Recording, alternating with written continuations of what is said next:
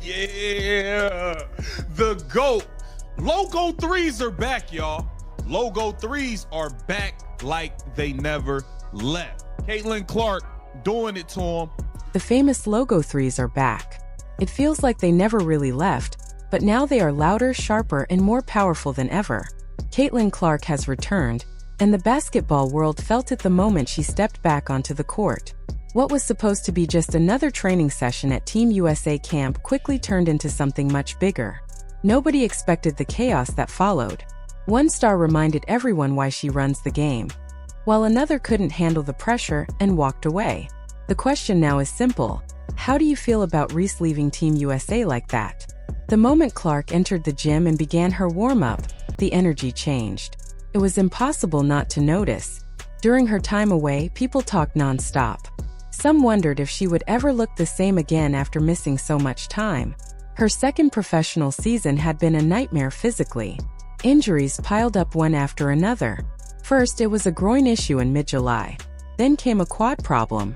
Finally, a painful ankle bone bruise shut things down completely.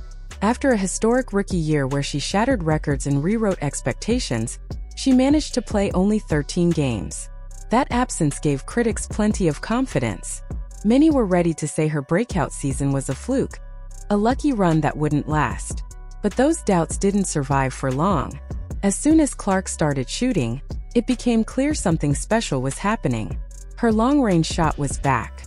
The deep threes, the ones that feel unfair, were falling again. Earlier in the season, while hurt, she struggled badly from beyond the arc. She didn't have her legs, her balance, or her usual rhythm. Anyone watching closely could tell she wasn't herself. Now, though she looked healthy, the movement was smooth, the confidence was real. What stood out most was how she scored. Many of Clark's deep shots come while drifting left or stepping backward. This time, she caught the ball on the right side, stayed balanced, and knocked it down cleanly. That detail mattered. It showed control, strength, and trust in her body again. Watching her at Team USA camp felt like watching art come to life. Any concerns about rust disappeared instantly. This wasn't just a player easing back into action. Clark was operating at full speed. She made everyone else look slow. Her first shots weren't casual warm-ups.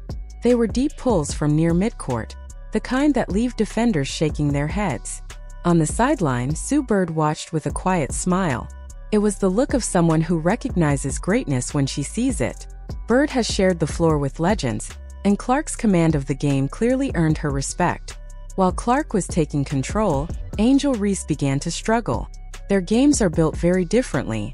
That contrast became obvious fast. At the Team USA level, individual style comes second to team success. Coach Kara Lawson runs a system built on speed, movement, and awareness. The offense flows constantly. Every player needs to read the floor, create space, and make quick decisions. Clark fits this perfectly. Reese, however, plays a more traditional inside game. She relies on physical post play in a basketball world that is shifting toward spacing and pace. As drills continued, the difference grew impossible to ignore. Clark zipped passes through tight windows to teammates like Aaliyah Boston and Jackie Young. She seemed to know where everyone would be before they even moved. Reese, on the other hand, looked disconnected. When the ball went into the post, possession slowed down. Defenders crowded her, forcing tough decisions. International-level players don't get pushed around easily. They demand speed and precision. By the second day, things reached a breaking point.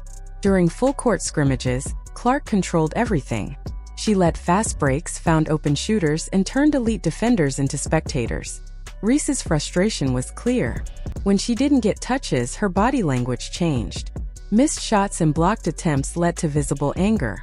She stared down the coaches as if the system itself was working against her. Veteran players noticed. Concern spread across the gym. The truth is uncomfortable. Reese has built her image around being the dominant presence. But Team USA doesn't revolve around personal brands. It rewards performance, effort, and sacrifice. Clark earned attention because her play demanded it. She drained contested threes from well beyond the line, then sprinted back to force turnovers on defense. Reese looked disengaged. She moved slowly, rolled her eyes, and stopped fighting through plays. The final moment came after Clark buried another deep three, one that sent the gym into celebration. Teammates cheered. Coaches nodded. Everyone felt the momentum. Everyone except Reese. Instead of joining the moment, she walked to the bench, grabbed her gear, and exploded at the staff. Reports say she complained that the offense didn't highlight her strengths, and that her past success wasn't being respected. Think about that. At Team USA camp, she was upset because the coaches were focused on the player-dominating practice. When Lawson tried to calmly explain the system and team roles, Reese wasn't interested. She didn't want to hear about spacing or defensive responsibility. She wanted to be the centerpiece. When it became clear her role would focus on rebounding and defense rather than scoring, she made a shocking choice. She left. This wasn't a short break or a moment to cool down. She walked out entirely. Veterans like Sue Bird were stunned. Their careers were built on sacrifice for the national team. Nobody chased Reese. The coaches didn't beg her to return. They simply turned their attention to players who wanted to be there. That's when the real magic continued. Clark and Aaliyah Boston began to shine together. Their chemistry looked effortless. Pick-and-roll plays turned into automatic points. Boston seemed to read Clark's mind, cutting at the perfect moment while defenders scrambled. This partnership showed exactly where Team USA basketball is heading. Trust. Timing. No ego. When Boston scored, Clark celebrated. When Clark launched those deep shots, Boston was already moving into rebounding position. They weren't chasing headlines or social media praise. They were focused on winning. Reese, meanwhile, appeared more focused on recognition than contribution. The irony is painful. In trying so hard to prove she belonged among the elite, she showed why she wasn't ready for that level yet. It's a lesson as old as the game itself. Talent matters, but mindset matters more. At Team USA, the jersey comes before the name.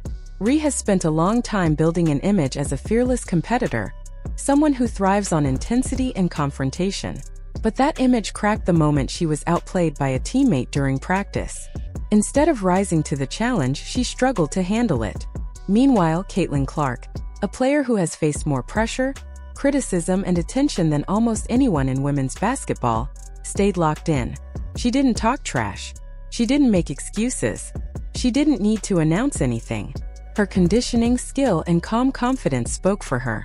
By the end of that scrimmage, the difference between the two players went far beyond the scoreboard. This wasn't about a few made shots or missed opportunities. It was about understanding the game at a deeper level.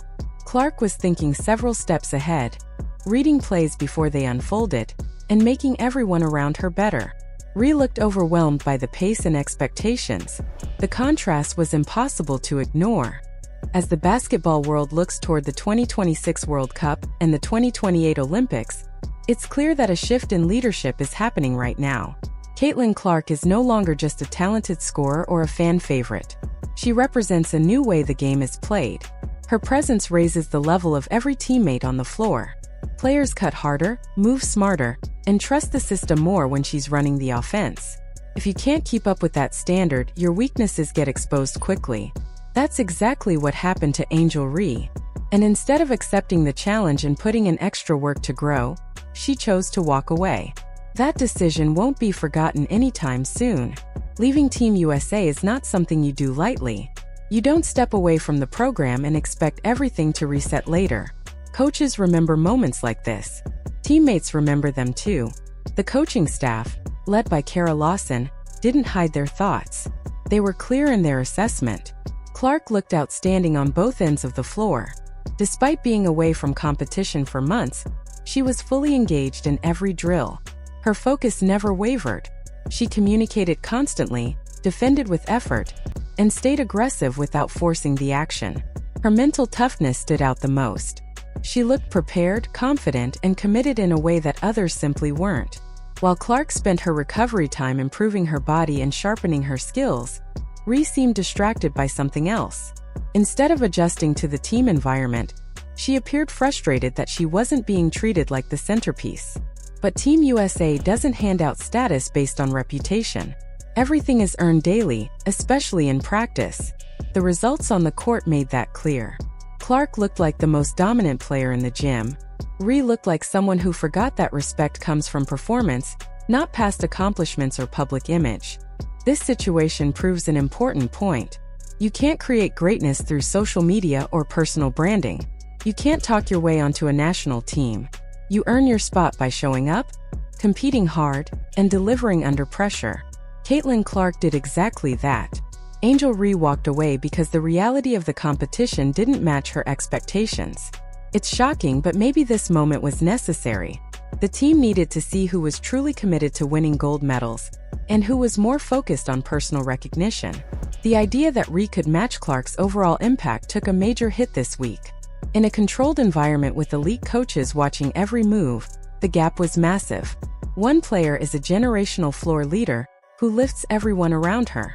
The other struggled when the pace increased and the competition became serious. When that player decided her ego mattered more than the jersey, the coaching decisions became simple. There was no need to manage her minutes or worry about keeping her satisfied. The focus could stay on players who were fully invested. Looking ahead to upcoming international tournaments, the spotlight remains on Clark and her incredible return to form. She's becoming the foundation of this program for the next decade. Her ability to overcome multiple serious injuries and immediately dominate against top-level competition is rare. She didn't rely on drama or hype. She just played basketball. Shot after shot fell cleanly through the net, and that was enough. The walkout should be a lesson for future players. Talent might earn an invitation to camp, but character and work ethic decide whether you stay. Reese has the physical tools to rebound and defend at a high level, but her behavior raised serious questions about her mental readiness for elite international play. The contrast between her dramatic exit and Clark's strong return will be debated for months. It's honestly disrespectful to the game to believe that popularity can replace fundamentals and chemistry. Reese learned that the hard way. The most ironic part of her complaints about not getting enough touches is who she was playing with. Caitlin Clark is the best floor general of her generation. She draws defenders, stretches the floor, and opens the paint for post players like few others ever have. If you can't find scoring chances alongside someone like Clark, the issue isn't the point guard. It's your own game. Clark creates space, delivers perfect passes, and makes life easier for interior players. If Reese couldn't take advantage of that, it exposed real limitations in her approach. The coaches saw it. Fans noticed it. Eventually, she seemed to realize it herself. In the end, Team USA is better off learning this now instead of during a critical Olympic moment.